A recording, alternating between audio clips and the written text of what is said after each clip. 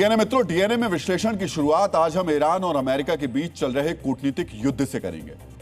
आज आपको जानना चाहिए ईरान ने कैसे दुनिया के सबसे ताकतवर मुल्क अमेरिका की नाक में दम करके रखा है। मित्रों, इस्लामाबाद में अमेरिका और ईरान के बीच दूसरे दौर की बातचीत पर इस वक्त संकट के बादल मंडरा रहे हैं। पहले यह वार्ता आज होनी थी, फिर इसे कल तक के लिए टाल दिया गया।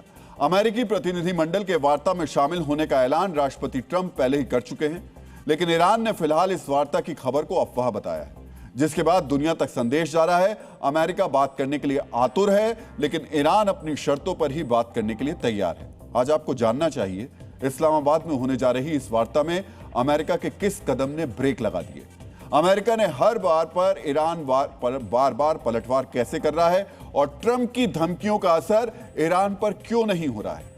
मित्रों, बुधवार को ईरान और अमेरिका के बीच जारी सीजफायर खत्म हो जाएगा। आज आपको यह भी समझना चाहिए तब तक ईरान और अमेरिका के बीच वार्ता नहीं हुई तो फिर मिडिल ईस्ट में आगे क्या होगा। सबसे पहले आप समझिए ईरान किस तरह सैन्य शक्ति, आर्थिक शक्ति और कूटनीतिक ताकत में बहुत कम होने के बावजूद अमेरिका को बराबर की टक्कर दे रहा है और वार्ता ट्रंप की शर्तों पर नहीं बल्कि अपनी शर्तों पर करने के लिए दबाव डाल रहा है। अमेरिका ईरान से वार्ता के लिए अपने प्रतिनिधिमंडल के नाम का ऐलान कर चुका है। ट्रंप खुद वार्ता की तारीख बता चुके हैं। अमेरिका की एडवांस सिक्योरिटी टीम इस्लामाबाद पहुंच चुकी है, वार्ता दल रास्ते में है, लेकिन ईरान ने वार्ता की तैयारी को झूठ बताया है। अमेरिका ने ईरान के एक शिप पर अपनी समुद्री नाकेबंदी तोड़ने के दौरान कब्जा कर लिया, जिसका जवाब देते हुए ईरान ने फौरन अमेरिकी युद्धपोत पर ड्रोन अटैक कर दिया। मित्रों, सोचिए दुनिया की सबसे बड़ी नेवी का डर भी ईरान के दिल में नहीं है और वो फौरन पलटवार कर रहा है। ट्रंप ने कहा ईरान के पास आखिरी मौका है, अगर ईरान ने समझौता नहीं किया तो बमबारी फिर से शुरू हो जाएगी। लेकिन ईरान ने धमकी को नजरअंदाज करते हुए साफ साफ कह दिया अमेरिका ने सीजफायर की शर्तों का उल्लंघन किया, इसलिए उससे बात नहीं होगी। ईरान लगातार दुनिया में ट्रंप को नीचा भी दिखा रहा है। मित्रों, मुनीर की तेहरान यात्रा के दौरान ट्रंप ने ईरान से डील को लेकर 7 बड़े ऐलान किए, संवर्धित यूरेनियम और हॉर्मूज को लेकर भी बड़े बड़े दावे किए, लेकिन ईरान के स्पीकर ने सारे दावों को कोरा झूठ बता दिया। मित्रों, ईरान के ये तेवर बता रहे हैं कि वो कहीं से अमेरिका के दबाव में नहीं है। ट्रंप बार बार डील नहीं होने पर ईरान के पावर प्रोजेक्ट, ब्रिज, इंफ्रास्ट्रक्चर सब कुछ खत्म करने की धमकी दे रहे हैं। इसके जवाब में ईरान ने बताया कि वो किस तरह हॉर्मूज के सारे वैकल्पिक मार्ग बंद करने की योजना बना चुका है, जिससे खाड़ी देशों से दुनिया को मिलने वाले पूरे तेल पर रोक लग जाएगी। ये तेवर वार्ता पर छाए संकट को और बढ़ा रहे हैं। मित्रों, अमेरिका और ईरान के बीच दूसरे राउंड की वार्ता पूरी तैयारी के बावजूद अगर संकट में पड़ गई तो इसके लिए अमेरिकी नेवी का एक मिशन जिम्मेदार है। ईरान के जहाज के खिलाफ अमेरिकी नेवी के मिशन पर हमने आपके लिए एक वीडियो विश्लेषण तैयार किया। अमेरिका और ईरान की वार्ता पर सबसे बड़ा ब्रेक अमेरिकी नौसेना की वो कार्रवाई बनी जिसमें उसने ईरान के जहाज MV तोस्का को अपने कब्जे में लिया। अमेरिका के राष्ट्रपति डोनाल्ड ट्रंप ने 298 मीटर लंबे इस ईरानी जहाज को एयरक्राफ्ट कैरियर जितना भारी बताया। MV तोस्का 17 नॉट की रफ्तार से उत्तरी अरब सागर में ईरान के बंदर अब्बास की ओर जा रहा था। अमेरिकी नौसेना ने 6 घंटे तक इस जहाज को चेतावनी दी। कहा गया ये जहाज स्ट्रेट ऑफ हॉर्मुज के पास अमेरिकी नौसैनिक नाकेबंदी का उल्लंघन कर रहा है, लेकिन ईरानी जहाज ने इस चेतावनी को नजरअंदाज किया और आगे बढ़ना जारी रखा। इसके बाद अमेरिकी युद्धपोत USS स्प्रुएंस ने इस ईरानी जहाज का रास्ता रोका। USS स्प्रुएंस टॉमहॉक मिसाइलों से लैस डिस्ट्रॉयर शिप है। इसी अमेरिकी युद्धपोत ने ईरानी जहाज के इंजन रूम पर फायरिंग की, जिसके बाद यह जहाज रुक गया। इसके बाद अमेरिकी वॉरशिप USS त्रिपोली में मौजूद मरीन कमांडोज हेलीकॉप्टर से ईरानी जहाज पर उतरे और उसे अपने कब्जे में ले लिया, जिसका वीडियो भी अमेरिकी सेना ने जारी किया है।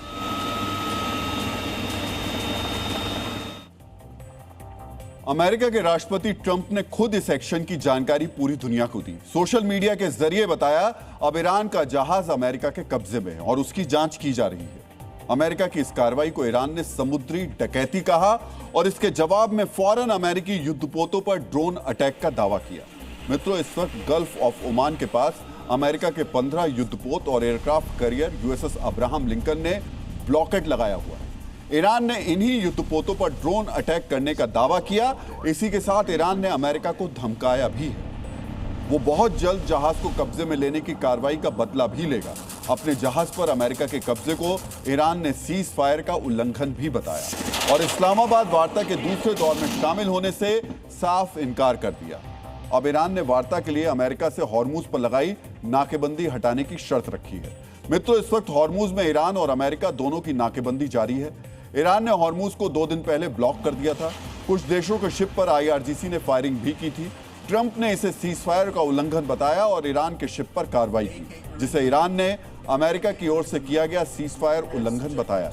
ईरान ने इस हमले के बाद हॉर्मुज पर नाकेबंदी और सख्त कर दी है। पिछले 24 घंटे में सिर्फ 2 शिप हॉर्मुज को पार कर पाए हैं। अगर यह स्थिति बनी रही तो दुनिया में तेल संकट और बढ़ सकता है। यह स्थिति खत्म होने के लिए वार्ता होना जरूरी है और ईरान वार्ता में शामिल होने के लिए तैयार नहीं है। ईरानी विदेश मंत्रालय के प्रवक्ता ने इसकी जानकारी भी दी। ईरान ने अगले दौर की वार्ता की कोई योजना नहीं बनाई है।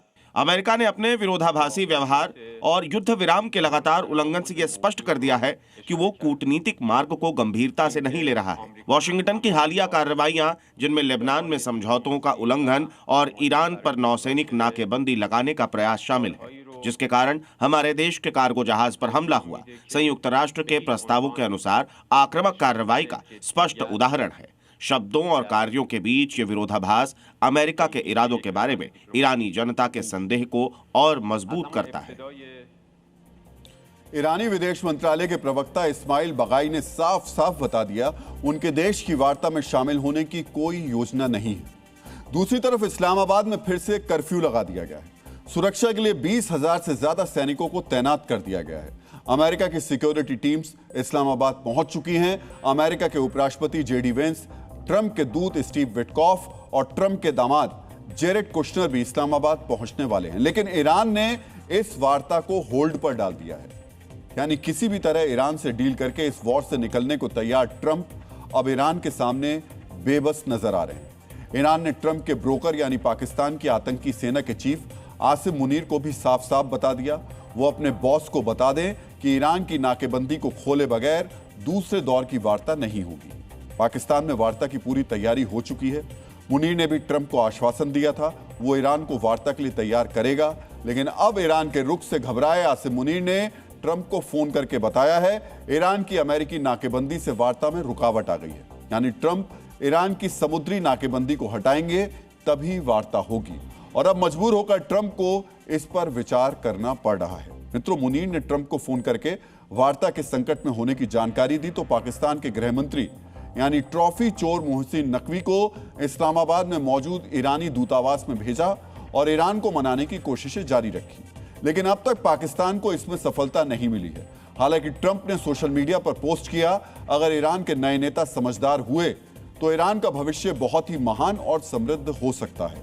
मतलब वो अभी भी वार्ता को लेकर उम्मीद लगाए बैठे हैं।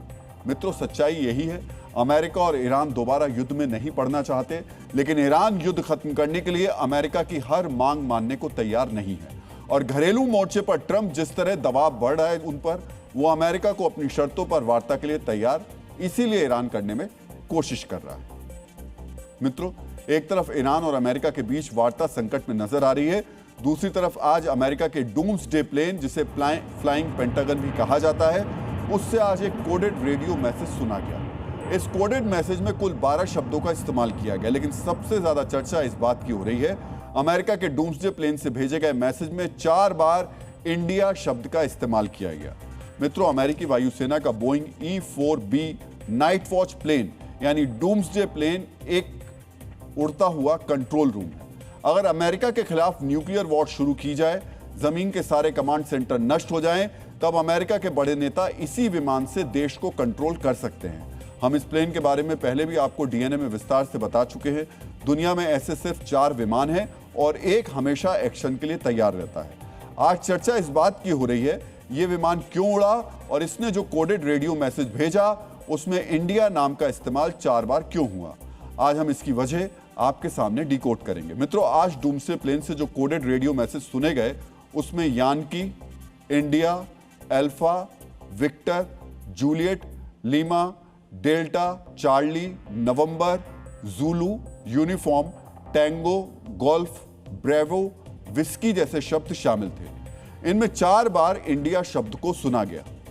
आज कई मीडिया चैनल्स, अखबारों ने आपको इस रहस्यमयी मैसेज की खबर तो दिखाई, लेकिन किसी ने इसका मतलब नहीं बताया। अब हम आपको डूम्सडे प्लेन से भेजे गए मैसेज का सही अर्थ बताते हैं, ताकि इस मैसेज को लेकर चल रहा सस्पेंस खत्म हो सके। मित्रों, जिन शब्दों का इनकोडेड रेडियो मैसेज के लिए इस्तेमाल किया जाता है वो असल में नेटो फोनेटिक अल्फाबेट है, जिसमें लेटर आई को बोलने के लिए इंडिया शब्द का इस्तेमाल करते हैं। इसका भारत देश से कोई संबंध नहीं है। दुनिया की सभी सेनाएं यही सिस्टम इस्तेमाल करती हैं। इस वक्त आप स्क्रीन पर नेटो फोनेटिक अल्फाबेट की पूरी टेबल देख सकते हैं। जिन शब्दों का डूम्सडे प्लेन के कोडेड रेडियो मैसेज में इस्तेमाल हुआ, वो सारे शब्द आपको यहां पर दिखाई दे जाएंगे। और इसी में हम आपको बता रहे हैं कि कैसे ये जो आई है, ये इंडिया इसमें लिखा हुआ है, लेकिन इसका भारत से संबंध नहीं है। ऊपर डी देख रहे हैं आप, डेल्टा है, एच होटल है, एम माइक है, आर रोमियो है, डब्ल्यू विस्की है। तो ये वो नेटो अल्फाबेटिक जो शब्द है, उसके जरिए डूम्सडे जो ये प्लेन है वो अपने कोडेड मैसेज भेजता है।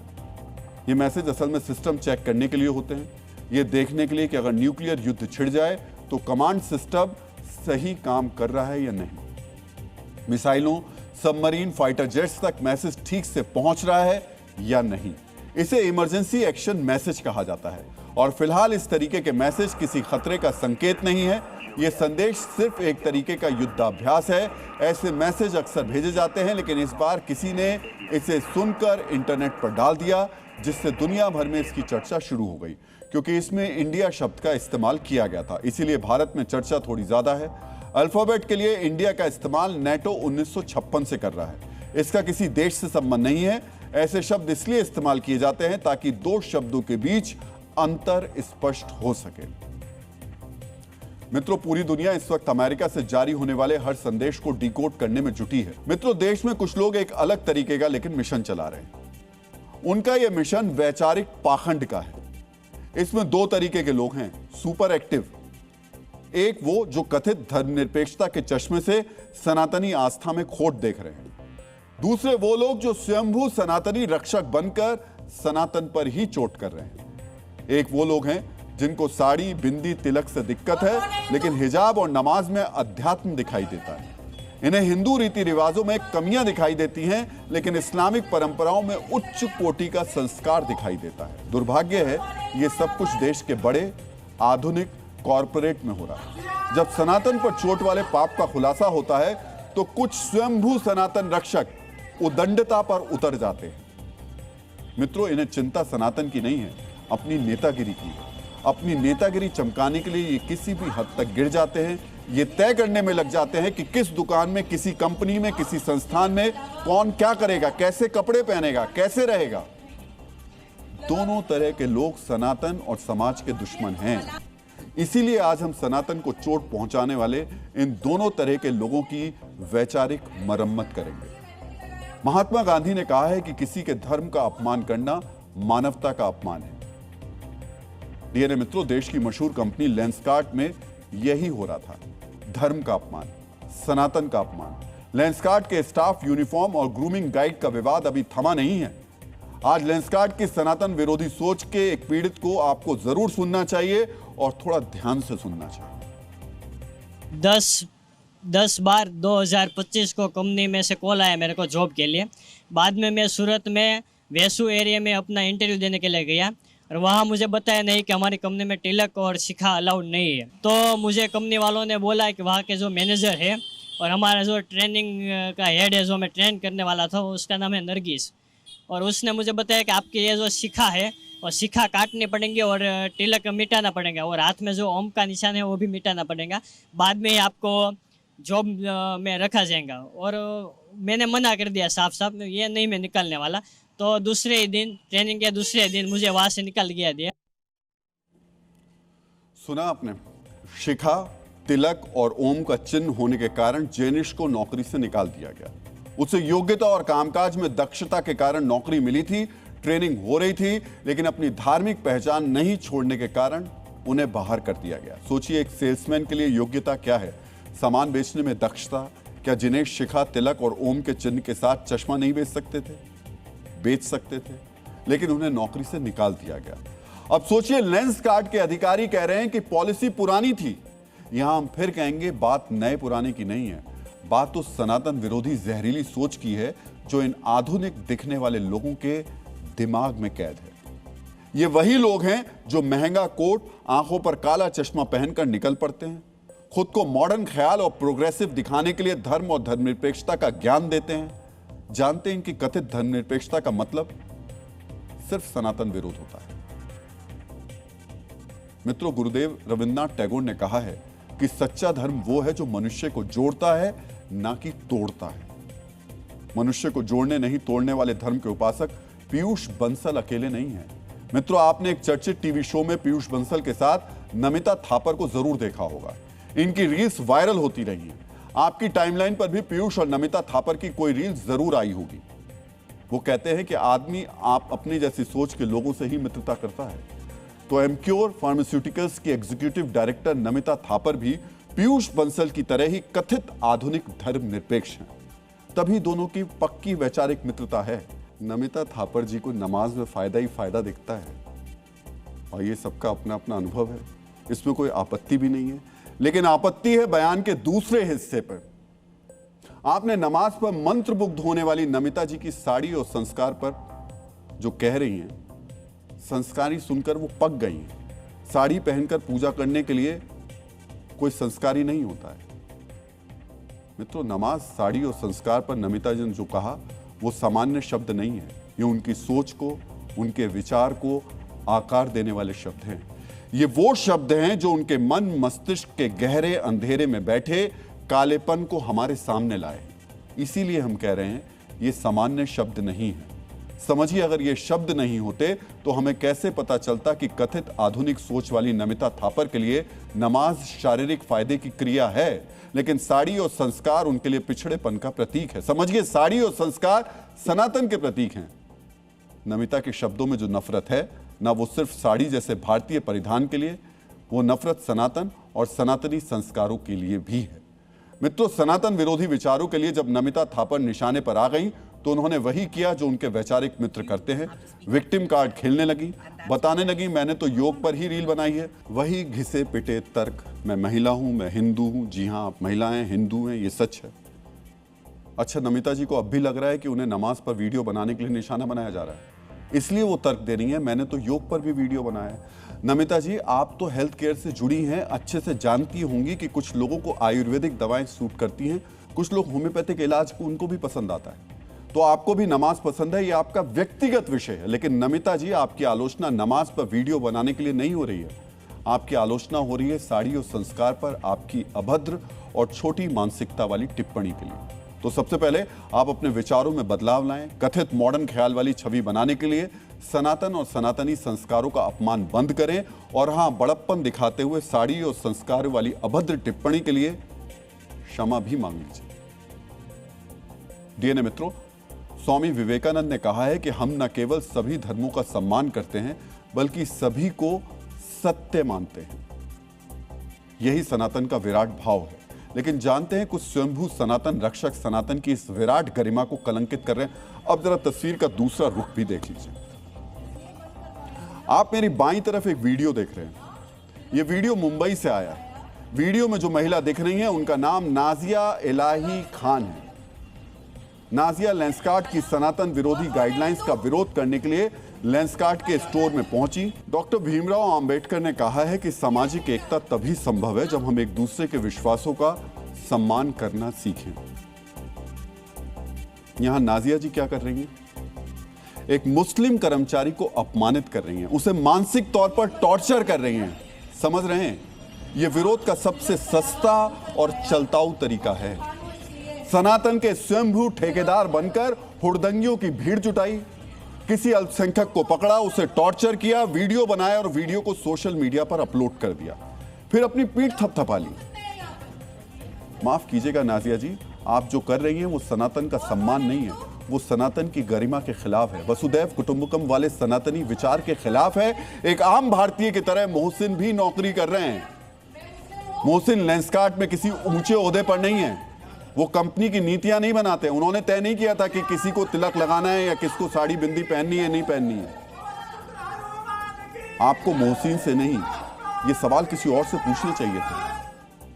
आपको मालूम नहीं होगा तो हम आपको बता देते हैं, आपको सवाल पूछना चाहिए था पीयूष बंसल से।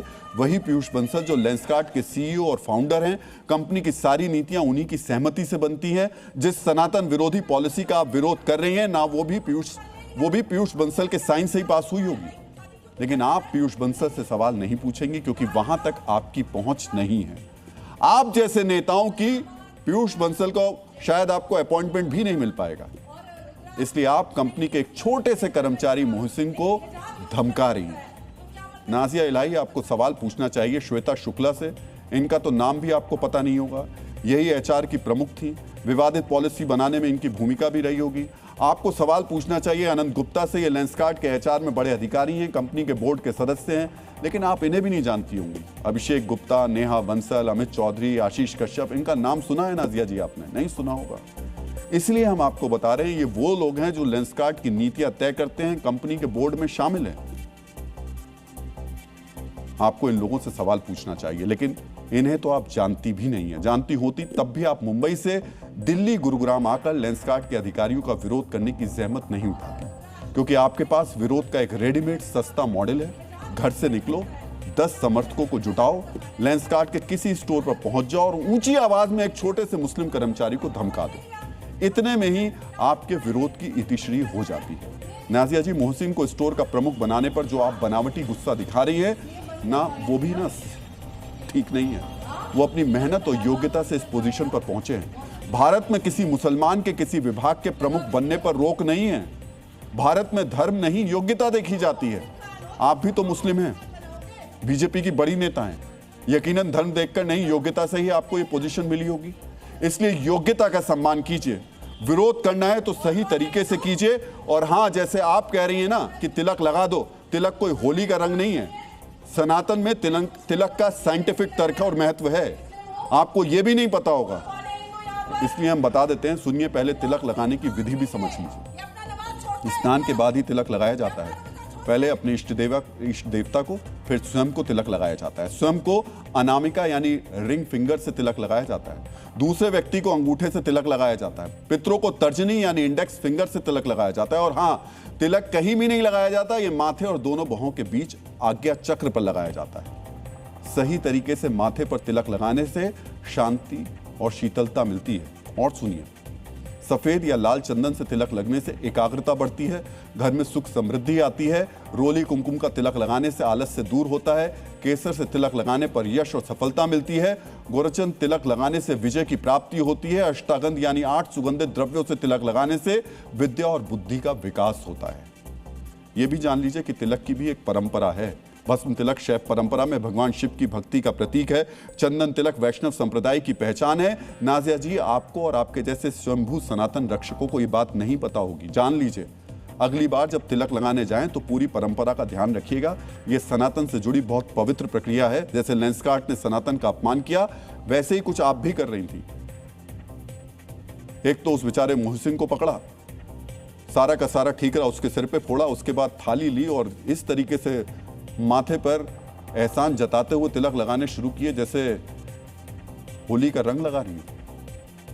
इन स्वयंभू सनातन रक्षकों से भी बचने की जरूरत है।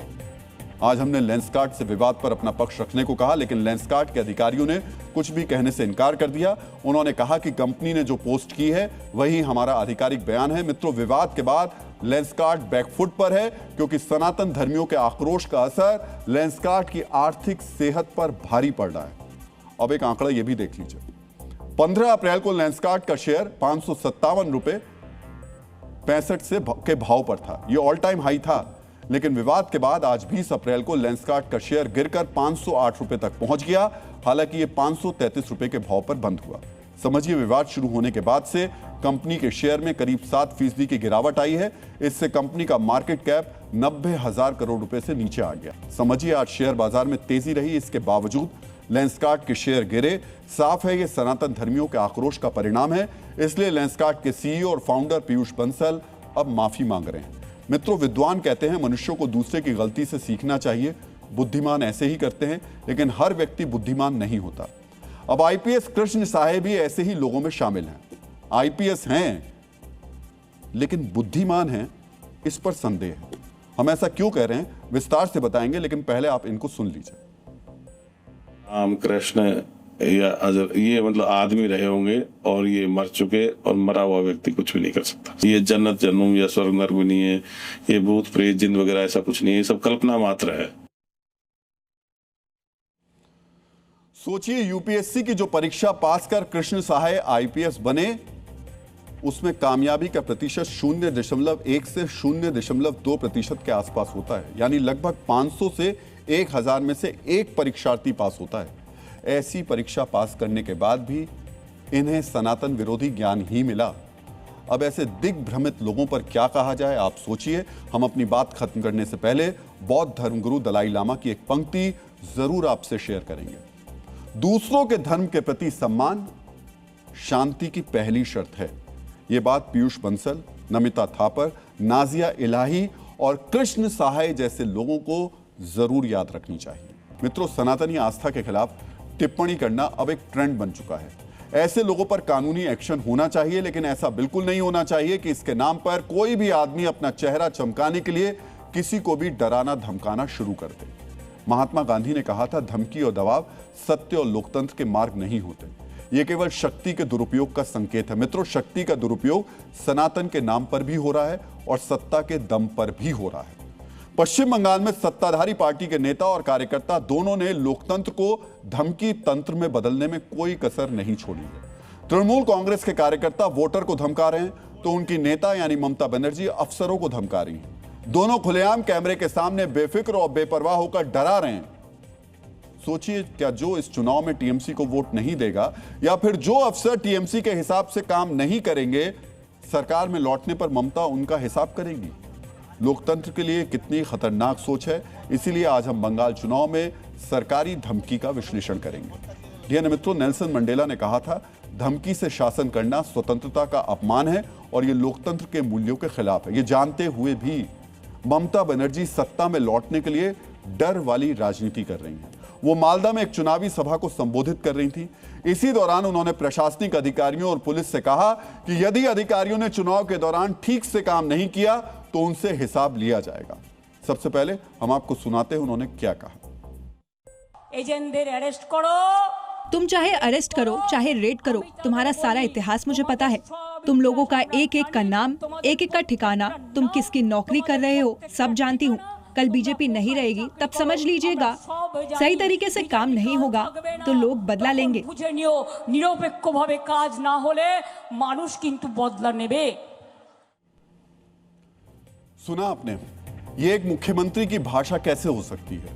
ममता जी पिछले 15 साल से मुख्यमंत्री हैं, केंद्रीय मंत्री रही हैं, पिछले 50 साल में छात्र नेता से लेकर विधायक सांसद तक रह चुकी हैं। उन्हें राजनीतिक शुचिता और मुख्यमंत्री की मर्यादा के बारे में पता होगा, फिर भी वो मुख्यमंत्री रहते हुए उन अफसरों को धमकी दे रही हैं जो चुनाव करवा रहे हैं। मित्रों, सोचिए, ये वही ममता बनर्जी हैं जो फरवरी 2019 में कोलकाता के कमिश्नर राजीव कुमार को बचाने के लिए धरने पर बैठ गई थी। कभी अपने मनपसंद अधिकारियों के लिए धरना देने वाली ममता जी आज उन अफसरों को धमका रही हैं जो निष्पक्ष चुनाव कराने में जुटे हैं। वैसे यह कोई पहली बार नहीं है जो ममता बनर्जी ने अफसरों को ऐसी धमकी दी हो। इसी साल मार्च में उन्होंने मुख्य चुनाव आयुक्त को चेतावनी देते हुए कहा था कि झूठी बहादुरी अच्छी नहीं है, आपकी कुर्सी मई के बाद बचेगी या नहीं, पहले वो सोचो। पिछले साल अक्टूबर में बंगाल के मुख्य निर्वाचन अधिकारी से कहा था, अगर आपने सीमा पार की तो आपके भ्रष्टाचार की पोल खोल दूंगी। अब उन्होंने चुनाव ड्यूटी में लगे अफसरों को धमकाया है। मित्रों, ममता अफसरों को धमका रही हैं तो उनके कार्यकर्ता मतदाताओं को धमकी दे रहे हैं। वीडियो में टीएमसी के कार्यकर्ता लोगों से कह रहे हैं कि उन्हें चुनाव में टीएमसी को ही वोट देना होगा और ये भी कह रहे हैं कि उन्हें पता चल जाएगा कि किसने किस पार्टी को वोट दिया है। तो भीमराव अंबेडकर ने कहा था, जहां शासन बदले की भावना से चलता है वहां लोकतंत्र नहीं बल्कि अन्याय का राज होता है। बंगाल में खुल्लम खुल्ला बदला लेने की अब धमकियां दी जा रही हैं। वोटरों को धमकी देने के कारण ही पिछले दिनों टीएमसी के 2 नेता उनकी गिरफ्तारी हुई थी। मालदा से राजू मंडल को गिरफ्तार किया गया। मुर्शिदाबाद से हाफिज मोल्ला नाम के टीएमसी नेता को पकड़ा गया था। जिस तरह वोटर को धमकाया जा रहा है उसके बाद केंद्रीय पुलिस फोर्स भी एक्टिव हो गई है। मुर्शिदाबाद के बेलडांगा में अर्धसैनिक बलों ने फ्लैग मार्च किया। हथियारों से लैस जवान घूम घूम कर लोगों से बेफिक्र होकर मतदान करने की अपील कर रहे हैं। मतदाताओं को भरोसा दिलाया जा रहा है कि उन्हें डरने की जरूरत नहीं है। कह रहे हैं कि धमकी देने वालों का नाम बताइए, उन पर एक्शन लिया जाएगा। मुर्शिदाबाद में मुस्लिम बहुसंख्यक हैं और वो तृणमूल कांग्रेस के समर्थक हैं। 2021 के विधानसभा चुनाव में तृणमूल कांग्रेस ने मुर्शिदाबाद की 22 में से 20 सीटों पर जीत दर्ज की थी। मुर्शिदाबाद में पिछले साल हिंसा हुई थी, जिसके बाद से वहां बीएसएफ तैनात है। अब जब टीएमसी की ओर से नई चुनावी धमकी दी जा रही है, तब मुर्शिदाबाद के लोग क्या कह रहे हैं, हम आपको सुनाना चाहेंगे। अभी शांति है क्योंकि बीएसएफ है, सेंट्रल फोर्स है बोल के हम लोग का साथ चल रहा है। अगर सेंट्रल फोर्स नहीं रहेगा तो कल से फिर से दंगा चालू हो जाएगा। अभी संत है, अभी इसलिए क्योंकि बीएसएफ है इसलिए हम लोग ठीक है। बीएसएफ यदि चला जाए या बीएसएफ कैंप नहीं रहे तो फिर बाद में हम लोग को तकलीफ लेना पड़ेगा। बंगाल छोड़ने में मजबूर है, बहुत सारा फैमिली चला गया, अब बहुत सारा जाने के लिए रेडी भी है। इस बार बीजेपी नहीं आया तो फिर सनातनी को निकलना ही पड़ेगा। तिलक छोड़ ही दिए थे पहले, अभी चल रहा है बस यही। और मान लीजिए वो हार जाते हैं फिर तब तो पता नहीं क्या होगा। तो फिर तिलक लगाएंगे, पोछे लेना पड़ेगा, भागना यहीं से भागना पड़ेगा फिर।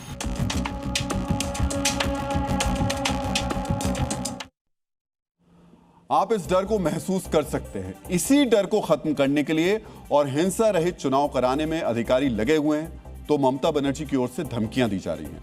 ममता जिन्हें चेतावनी दे रही हैं, ये वो अधिकारी हैं जिनकी ट्रांसफर पोस्टिंग चुनाव आयोग ने अपने हिसाब से की थी। तब चुनाव आयोग ने कोलकाता पुलिस की रिजर्व फोर्स के कांस्टेबल मसूद करीम का भी ट्रांसफर कर दिया था। उसे भवानीपुर से हल्दिया भेज दिया था। 18 अप्रैल को मसूद को निलंबित कर दिया गया क्योंकि वो पोस्टल बैलेट वोटिंग के दौरान मतदाताओं को प्रभावित करने की कोशिश कर रहा था। सोचिए किस तरह सिस्टम काम कर रहा था। बीजेपी कह रही है कि ममता बनर्जी के हिसाब से ट्रांसफर पोस्टिंग नहीं होने की वजह से वो नाराज है। यह बेहद दुर्भाग्यपूर्ण है। यह तृणमूल की हताशा को दिखाता है और हमारे कैडर को धमकाने का एक मुझे ऐसा लगता है कि अवयव है, जिसकी घोर निंदा करता हूं। इस बार इन सब का कोई असर नहीं होने जा रहा है। अपनी संविधानेतर सत्ता को बचाने के लिए तृणमूल का शासन तंत्र पूरी तरह एक निरंकुश बयानबाजी पर उतर चुका है।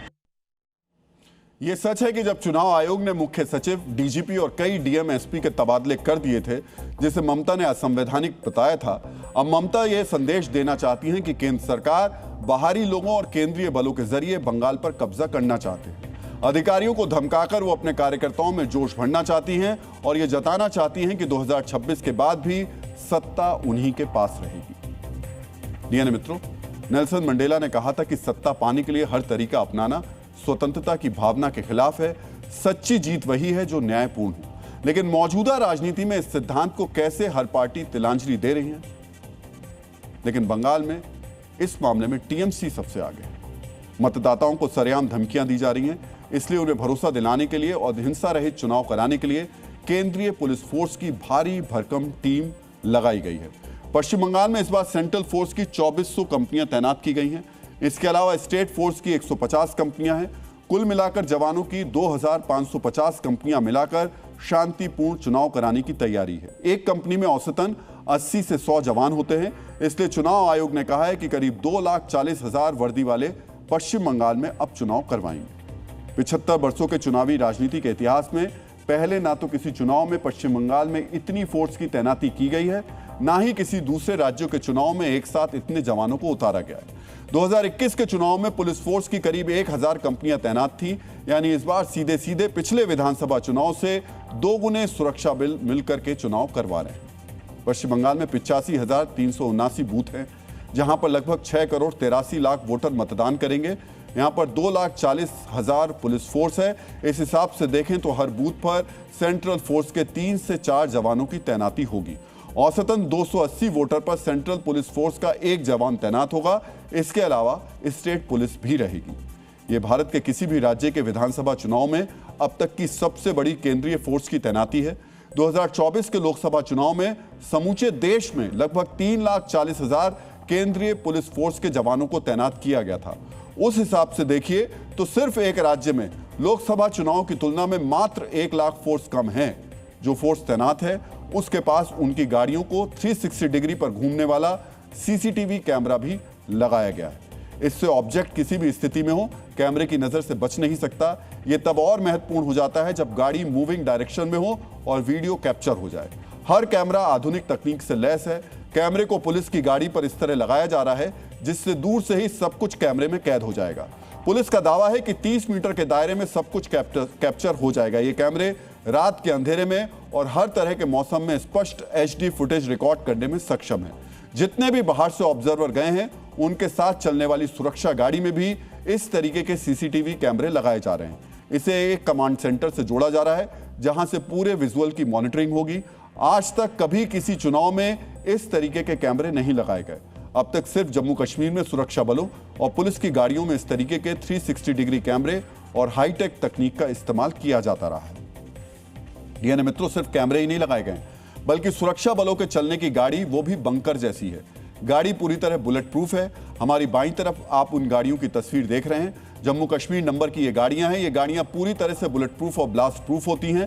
ये AK-47 की गोलियों, हथगोलों और भारी पथराव को झेलने में सक्षम है। इनके टायर रन फ्लैट तकनीक वाले होते हैं जो पंचर होने के बावजूद गाड़ी को चलाने में मदद करते हैं। एक गाड़ी में आमतौर पर 6 से 8 आधुनिक हथियारों से लैस कमांडो बैठ सकते हैं।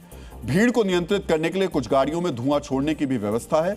इन गाड़ियों के पास साथ चल रहे केंद्रीय बल के अधिकारी लोगों को आश्वस्त कर रहे हैं और इस पर हम आपको एक रिपोर्ट भी दिखाना चाहेंगे। ये CRPF की आपको ये वाहन नजर आएगा, बिल्कुल एकदम हूबहू वैसी ही तस्वीर है। इस तरफ मूव करके और मेरे सहयोगी विनायक कुमार सिंह आपको तस्वीर दिखाएंगे। ये देखेंगे आप तो लोगों को समझाइश इस वक्त जो CRPF के जो बड़े अधिकारी हैं वो देते नज़र आ रहे हैं। यहाँ आप आ जाएंगे और आगे की तरफ आएंगे तो बैक टू बैक ये आगे की तरफ मूव कर रहे हैं। हाथों में आपको वो मारक क्षमता वाली राइफल्स नज़र आएंगे, इंसास हो, AK-47 हो या दूसरी SMG गन्स हो, जिनकी मारक क्षमता 3 किलोमीटर से ज़्यादा होती है। CRPF के जो DIG हैं या जो बड़े अधिकारी हैं वो लोगों से बातचीत कर रहे हैं। आप लोग यहीं रहते हैं? आपका वोट है? सब ठीक है? कोई डर तो नहीं है? कोई भय तो नहीं है? कोई भय नहीं होना चाहिए, कोई डर नहीं होना चाहिए। उसके लिए फोर्सेज आपके साथ में हैं, हम लोग आपके साथ में हैं और उसके बाद भी हम रहेंगे। जब वोटिंग हो जाएगा उसके बाद भी हम आपकी सुरक्षा के लिए रहेंगे। इनके कहने से क्या होगा? अब डरेंगे नहीं? नहीं। डर मिट रहा है? ना डर नहीं। अब डर नहीं लग रहा? नहीं डर नहीं। वोट करेंगे? हाँ हम लोग का तो डर नहीं, कोई डर नहीं। डर लगता है हम लोग का, यहाँ डर नहीं लगे। यहाँ डर नहीं। गाँव में डरते हैं लोग? हाँ डरते हैं। अब ये जो यहाँ पर सड़कों पे मार्च है, ये मैसेज है उन लोगों के लिए जो खिलवाड़ करना चाहते हैं या कर रहे हैं। CRPF ने आम जनता और लोगों से अपील की है कि आप डरिए मत, हम आज भी हैं और कल भी रहेंगे। आपको निडर होकर वोट करना है। मित्रों, जिस तरह पश्चिम बंगाल में अभूतपूर्व सुरक्षा व्यवस्था की गई है उस पर सवाल भी उठाए जा रहे हैं। TMC और इंडिया अलायंस के नेता पूछ रहे हैं कि क्या किसी युद्ध की तैयारी चल रही है। मित्रों, सुरक्षा की ऐसी व्यवस्था इसलिए की गई है क्योंकि 2020 के बाद देश भर में जितनी चुनावी हिंसा हुई उसका 35% मतलब 1/3 से भी ज्यादा सिर्फ पश्चिम बंगाल में हुआ है। और चुनावी हिंसा में मौत तो देश में जितनी हुई उसके आधे से भी ज्यादा यानी 51% अकेले बंगाल में हुई। 2021 का बंगाल विधानसभा चुनाव खूनी चुनाव में से एक था। इस बार 2 चरणों में चुनाव हो रहे हैं और ऊपर से TMC के कार्यकर्ताओं से लेकर नेता तक हर कोई अभी से धमकियां दे रहा है। यही कारण है कि हिंसा रहित और भयमुक्त चुनाव कराने के लिए सुरक्षा बलों की तैनाती की जा रही है। DNA मित्रों, अब हम भारत और दक्षिण कोरिया के उस नए रिश्ते का विश्लेषण करेंगे जिसे अब चिप्स से शिप्स तक का नाम दिया जा रहा है। दक्षिण कोरिया के राष्ट्रपति ली जे म्यूंग भारत के 3 दिन के दौरे पर हैं। आज उनके भारत दौरे का दूसरा दिन है। यह दौरा सिर्फ औपचारिक मुलाकात नहीं है बल्कि भारत के उस सपने को हकीकत बनाने की नींव है जिसमें हम वर्ष 2035 तक दुनिया के सबसे बड़े चिप मेकर बनना चाहते हैं। आज आप जानेंगे मोबाइल और ऑटो सेक्टर का सुपर पावर साउथ कोरिया की दोस्ती कैसे भारत के लिए फायदेमंद होने वाली है। आज आपको यह भी समझना चाहिए समंदर में चल रहे तनाव और चीन से टकराव के बीच दक्षिण कोरिया के लिए भारत की मित्रता क्यों जरूरी है। मित्रों, भारत और दक्षिण कोरिया के बीच का यह रिश्ता अब ट्रेड 2.0 के दौर में पहुंच गया। इसका सीधा मतलब यह है कि अब हम सिर्फ कार या मोबाइल फोन बेचने और खरीदने तक सीमित नहीं रहेंगे बल्कि अब भारत में ही उन हाईटेक चिप्स का निर्माण होगा जो आपके लैपटॉप से लेकर भारतीय रक्षा प्रणालियों तक में इस्तेमाल होती है। दक्षिण कोरियाई विशेषज्ञता का लाभ उठाते हुए भारत का लक्ष्य 2029 तक अपनी घरेलू सेमीकंडक्टर आवश्यकता का 70 से 75% स्थानीय स्तर पर उत्पादित करना है। इसके अलावा 2030 तक व्यापार का लक्ष्य $50 बिलियन तय किया गया है।